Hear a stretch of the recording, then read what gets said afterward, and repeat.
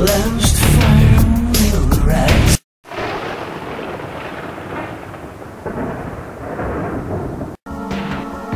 The last fire will rise behind those eyes. Black house will rock.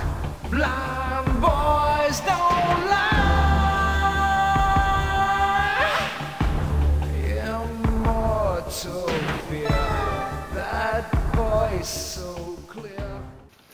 Hello YouTubers. So as you will have seen in an episode a long time ago of mine, Meep and I are very big Phantom of the Opera fans.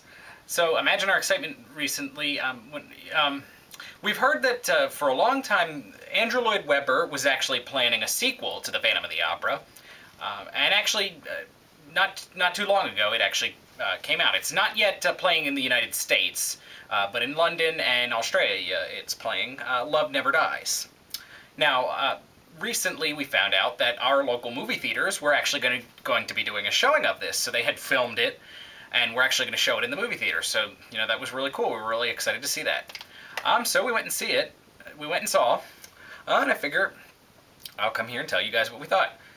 So, you know, of course we were very excited, and it ended up being pretty cool. I really liked it. I loved it just because I love the Phantom. The one thing I will say is it was kind of what I expected, which is that it wasn't great. It was the sort of thing where it's like a sequel kind of just didn't have to be made of that. But, you know, all the same, I really did like it, just because I'm a big Phantom fan. It was funny, too, because Meep and I both kind of had the same thought, that it was very fan fiction-y, so to speak. I don't know how to explain that, so you would have to just see it.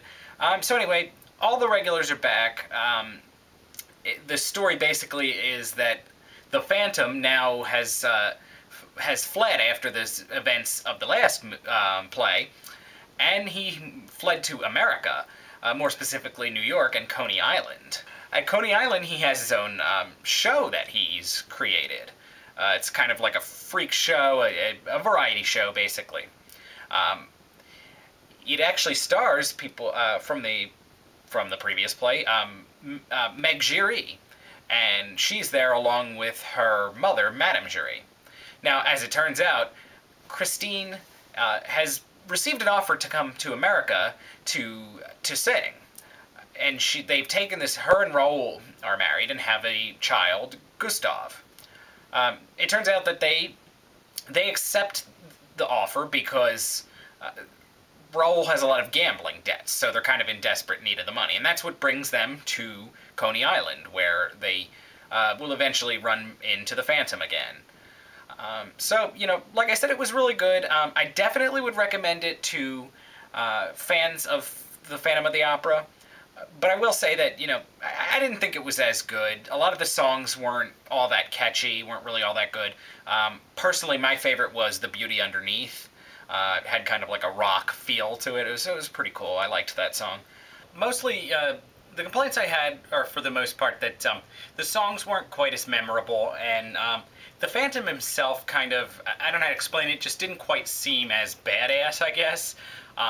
You know, he didn't seem as threatening. It sort of didn't seem, he seemed a little out of character, I guess you could say. So, you know, I felt like these things, you know, it wasn't enough to where it ruined it for me. Personally, I just thought it was awesome that we were getting a new story with the Phantom of the Opera.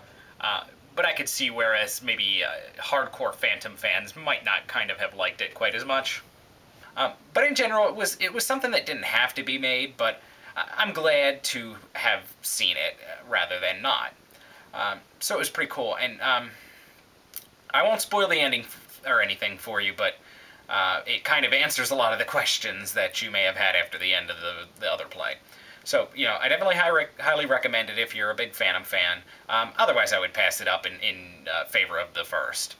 Okay, thank you, YouTubers. Have a nice day.